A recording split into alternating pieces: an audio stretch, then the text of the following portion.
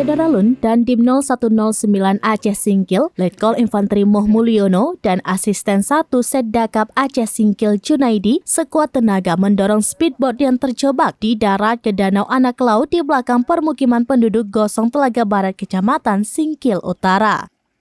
Sukses mendorong speedboat pagi itu pada Sabtu 9 September 2023, awan hitam mulai menutupi langit, pertanda berpacu waktu menerobos ombak menuju Pulau Panjang yang menjadi sengketa Aceh dengan Sumatera Utara atau Sumut.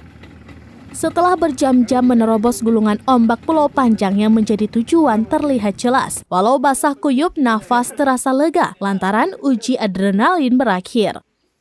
Di Pulau Panjang, belasan perahu nelayan asal Tapanuli Tengah terlihat lego jangkar.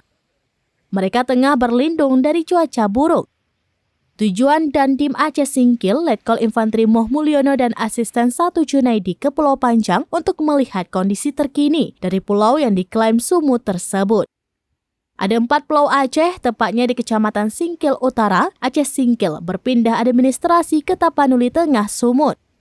Di Pulau Panjang, Dandim dan Asisten 1 periksa satu persatu bangunan yang dibuat pemerintah Aceh serta Pemkab Aceh Singkil. Bangunan milik Aceh mulai dari monumen, pondok peristirahatan, pagar, sumur hingga dermaga kayu. Pulau yang menjadi sengketa Aceh dengan Sumut terlihat eksotik, hamparan pasir putih mengelilingi pulau tropis itu. Sesekali hamparan pasir diselingi bunga merambat yang sedang mekar sempurna. Di lautan, hubungan nelayan tradisional Aceh Singkil dengan nelayan tradisional asal Sumut terjalin baik. Mereka terbiasa saling tukar makanan atau rokok bila bertemu di lautan. Mas Wardin mengklaim nelayan tradisional Sumut lebih senang jika Pulau Panjang, Mangkir Besar, Mangkir Kecil, dan Pulau Lipan masuk dalam wilayah Aceh. Alasannya, jika masuk Aceh lebih aman dari illegal fishing yang diduga acap dilakukan oknum nelayan bermodal besar asal Sumut. Dari Aceh Singkil, Dede Rosadi, serambinews.com.